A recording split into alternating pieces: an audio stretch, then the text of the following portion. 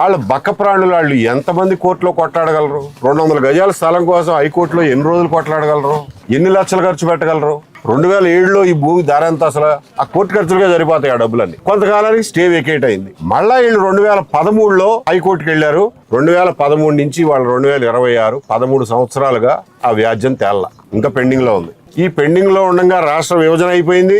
ఒకసారి తెలుగుదేశం గవర్నమెంట్ వచ్చింది, ఒకసారి జగన్మోహన్ రెడ్డి గారి గవర్నమెంట్ వచ్చింది, మళ్ళా తెలుగుదేశం గవర్నమెంట్ వచ్చింది.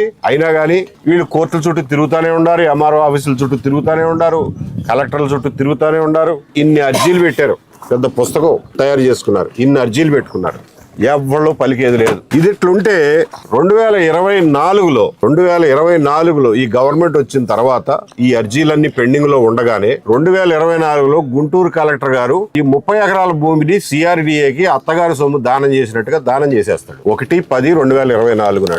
వీళ్ళు వెళ్ళి కలెక్టర్లకి అర్జీలు పెడితే కలెక్టర్ గారు రాస్తాడు, మేము దానం చేసాం, ఇది గవర్నమెంట్ భూమి అనుకుని సిఆర్డిఏ నుంచి రిప్లై రావాలి, వచ్చిన తర్వాత రిప్లై కోసం వెయిట్ చేస్తున్నాం, అంతే అయిపోయింది. అర్జీ పరిష్కృతం అయిపోయినట్టుగా రాసేసుకుంటారు. ఇది పీజీఆర్ఎస్ సంబడం, ఇవాళ స్పందనలు పీజీఆర్ఎస్ల సంబడం ఇది. ఇంకొక ఆయన ఇట్ట పెడితే ఆయనకి కూడా ఇట్టాగే పరిష్కారం అయిపోయింది. ఏంటి, కలెక్టర్ గారు దానం చేశారు, అయిపోయింది, పరిష్కారం అయిపోయింది. నా సొమ్ము మీరు ఎత్తుకుపోయి పరిష్కారం అయిందంట ఏంట్రా అంటే, లేదు దానం చేస్తాం, ఇది గవర్నమెంట్ భూమి, పోండి మీకు ఇష్టం వచ్చిన చోట చెప్పుకోండి.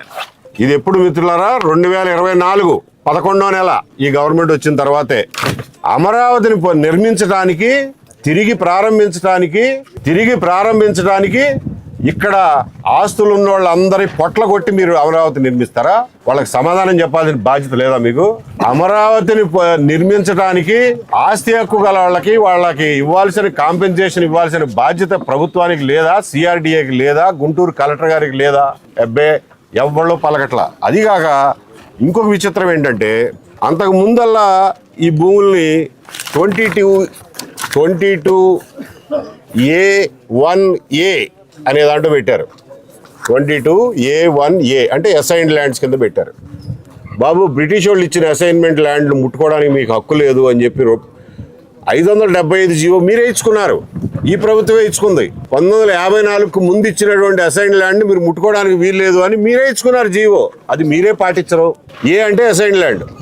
అప్పుడు దాకా అసైన్డ్ ల్యాండ్లో ఉండదల్లా కలెక్టర్ గారు ఏం రాస్తారంటే, ఒక లెటర్ ద్వారానంట దీన్ని 22A1A నుంచి 22A1Cలోకి మార్చారంట. సి అంటే ఎండోమెంట్స్, ఇంకా తలకాయ నొప్పి. దేవాదాయ శాఖ దగ్గర నుంచి మేము ఎన్ఓసి తెచ్చుకోవాలి, వాళ్ళు చచ్చినా ఎవరు. అసలు ఏలో ఉండదు, సిలోకి ఎందుకు వెళ్ళిందో మనకు తెలీదు. మేమేమో మా ఆస్తి మాకేమంటే మహాప్రభు అంటున్నాం, అది పట్టించుకోరు. కానీ ఏ నుంచి సికి మారుస్తారు. తర్వాత ఈయన రమేష్ ఖన్నా గారు కోర్టుకు వెళ్తే మీరు వాళ్ళని విచారించండి అన్నారు.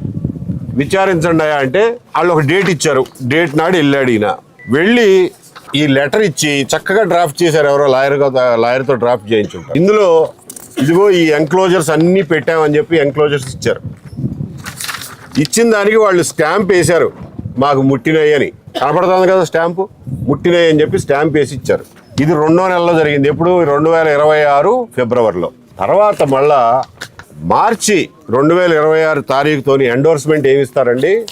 ఎవరైనా మహానుభావుడు special deputy collector and competent authority Krishnayapalem, Navaluru 1 and 2 units ఏమని ఇచ్చాడంటే ఎండోర్స్మెంట్, నేను చదువుతాను వినండి. కానీ సంబంధిత దస్తావేజులు మరి ఏ ఇతర ఆధారాలు జతపరిచి ఉండలేదు. ఇంతకంటే అబద్ధం, ఇంతకంటే బూత్ ఇంకేమైనా ఉంటుందా పరిపాలనలో?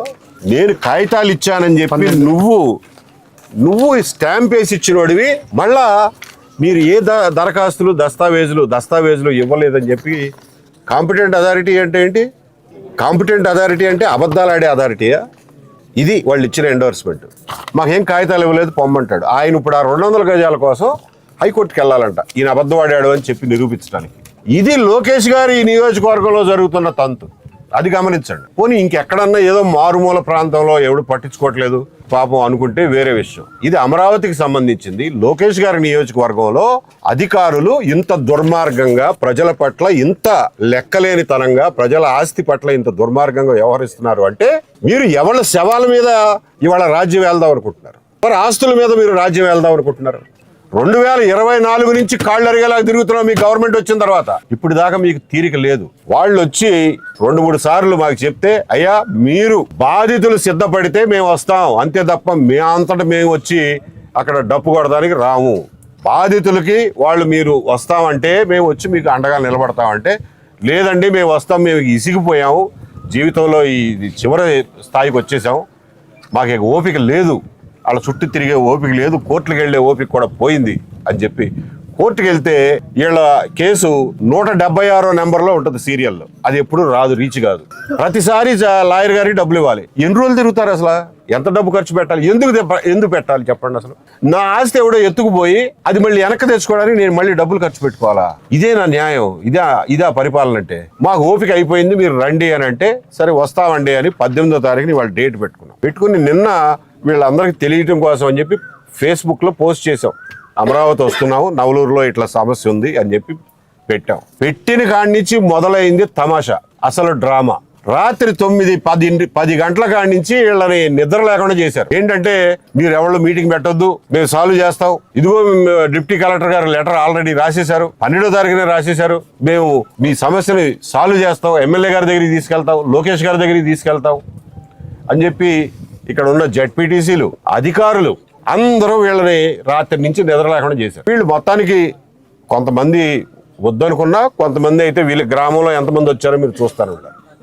ఇక్కడ ఎఫెక్ట్ అయిన వాళ్ళు దాదాపు 1000 మంది ఉంటారు, ఆడ మగ పిల్ల జల్ల కలిపి. అందులో కొంతమంది వచ్చారు. మళ్ళా ఈ నాయకులు ఈ అధికారులు అంటారంట, లేదు మీ సమస్యను సాల్వ్ చేసి లోకేష్ గారికి చిత్రపటానికి పాలాభిషేకం చేద్దామని అంటారట. నేను కిందసారి కూడా చెప్పా, మా ఆస్తి దొబ్బేసి మేము కాళ్ళు అరిగేలాగా చెప్పులు అరిగేలాగా తిరిగితే ఏ హైకోర్టు మొట్టికాయ వేసిందని చెప్పి దిక్కులేక మా ఆస్తి మాకు అప్పచెప్పి మళ్ళీ మీకు క్షీరాభిషేకం చేయమంటారా? లోకేష్ గారు ఓట్లతో 90,000 మెజారిటీ ఓట్లతో మీకు ఓట్ల అభిషేకం చేశారు ప్రజలు. రోజు నోట్ల అభిషేకం చేసుకుంటూనే ఉన్నారు. మళ్ళీ పాలాభిషేకానికి, పాల ఫ్యాక్టరీలకి అంత కరువాసిపోయారా మీరు? మీకు పాలాభిషేకం కావాలా? మా ఆస్తి తొక్కిపట్టి మీరు 2 ఏళ్ల నుంచి మీరు వచ్చిన తర్వాత కూడా తిప్పి చంపి ఇవాళ మీకు క్షీరాభిషేకం, పాలాభిషేకాలు చేయాలా మీ ఫోటోలకి? సిగ్గుపడాలి ఈ పరిపాలనా వ్యవస్థ. రాష్ట్ర వ్యాప్తంగా ఉన్నటువంటి 22A బాధితులు తెలుసుకోవాల్సింది ఇదే. మనం పోరాడితే తప్ప మన ఆస్తి ఇళ్ళు మనకి ఇవ్వరు, ఇట్టాగే ఏడిపిస్తారు. పోరాడడం తప్ప ఇంకొక మార్గం లేదు. నిన్న తెలంగాణ రెవెన్యూ మంత్రి గారు పొంగులేటి శ్రీనివాసరెడ్డి గారు తప్పైపోయింది 22Aలో పెట్టడం, సారీ, అవన్నీ మా అంతటా మేము స్వచ్ఛందంగా వెనక్కి తిరిగి ఇచ్చేస్తున్నాం అని చెప్పి నిన్న రెవెన్యూ మంత్రి గారు స్పష్టమైన ప్రకటన ఇచ్చారు తెలంగాణలో. ఆ మాత్రం సోయి లేదా ఆంధ్రప్రదేశ్ ప్రభుత్వానికి? మేము 6 నెలల నుంచి జిల్లాకి వెళ్ళి రోల్ బ్యాక్ చేయండి, లేకపోతే మీరు అది తప్ప ఇంకొకటి చేయలేరు, మీ చేతుల్లో లేదు. మీ మాట మీ మాట వినే తహసీల్దార్ వాళ్ళ స్టేట్లో లేడు, మీ మాట వీఆర్ఓలే వినరు, తహసీల్దారులు వినరు, కలెక్టర్లు వినరు. బట్ రోల్ బ్యాక్ చేయండి, మీది ఏమన్నా నిజమైన భూమి ఉంటే నోటీస్ ఇచ్చి తీసుకోండి అని చెప్పి నెత్తి నోరు మొదలుకొని చెప్తున్నాం. ప్రభుత్వానికి చెవికి ఎక్కట్లా, పోరాడితే తప్ప ఈ ప్రభుత్వానికి వినపడదు. ఇవాళ ప్రజలందరూ జమ అవుతున్నారు, ఈ పోరాటం చేస్తారు అనుకుంటే ఇవాళ వీళ్ళ ప్లాట్ల మీదుగా N3 రోడ్డు వేసుకుంటా పోతున్నారు. ఇక్కడ ప్లాట్లు ఉన్నాయి బాబు, మా సంగతి ఏంటి అని అంటే, అసలు ఇది మీరు మా లెక్కలోనే, మా ప్రభుత్వ లెక్కల్లోనే లేరు. మీకు అసలు ఈ ఆస్తి చెందదు, ఇది ప్రభుత్వం ఆస్తి కాబట్టి మీకు సమాధానం చెప్పాల్సిన పని లేదు, మీకు కాంపెన్సేషన్ ఇవ్వాల్సిన పని లేదు, మీ దిక్కున్న చోట చెప్పుకోండి పోండి అని చెప్పి.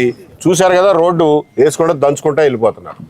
ఇవాళ రోడ్డు ఆపమంటే అమరావతి పనులు ఆపామని చెప్పి మమ్మల్ని బ్లేమ్ చేస్తారు. అందుకని చెప్పి మీడియా సమక్షంలో, మీడియా ముఖంగా, పత్రికా ముఖంగా ప్రజలకి, అమరావతి అధికారులకి, గుంటూరు కలెక్టర్ గారికి, నారా లోకేష్ గారికి, ఈ ప్రభుత్వానికి తెలియజెప్పదలుచుకున్నా, మీరు ఎంత అన్యాయం చేస్తున్నారో చూసుకోండి. కడుపు మండినాడు మమ్మల్ని ఏం చేయమంటారో చెప్పండి. కాబట్టి దీన్ని ఒక ఉదాహరణగా తీసుకుని, నిన్న తెలంగాణ ప్రభుత్వం చేసిన దాన్ని ఒక ప్రెసిడెంట్గా తీసుకుని 22Aలో పెట్టినటువంటి దుర్మార్గపు జీవోలన్నింటినీ, గెజెట్లన్నింటినీ రోల్ బ్యాక్ చేసి ప్రభుత్వ భూములు ఏమన్నంటే నోటీసులు ఇచ్చి తీసుకోండి అని చెప్పి మీ అందరి తరఫున ప్రభుత్వానికి అల్టిమేటం చెప్తున్నాం. కాబట్టి ఈ విషయంలో త్వరగా నిర్ణయం తీసుకోవాల్సిందని చెప్పి కోరుతున్నాం. గుంటూరు కలెక్టర్ గారు సాయంత్రం 4 గంటలకు టైం ఇచ్చారు. నిన్న సాయంత్రం నుంచి అడిగితే ఇవాళ సాయంత్రం 4 గంటలకు రమ్మన్నారు. ఈ గ్రామస్తులందరినీ తీసుకుని ఈ కాగితాలన్నీ తీసుకుని గుంటూరు కలెక్టర్ గారి దగ్గర 4ంటికి వెళ్తాం. ఆయన ఏం చెప్తారో సమాధానం వింటాం. ఒకవేళ ఆయన చెప్పే సమాధానం కనుక సంతృప్తికరంగా లేకపోయినా, సమంజసంగా లేకపోయినా ఈ పోరాటం ఆగదు. దీన్ని ఎక్కడ దాకా తీసుకెళ్లాలో అక్కడ దాకా తీసుకెళ్తామని చెప్పి తెలియజేస్తున్నాను. Thank you.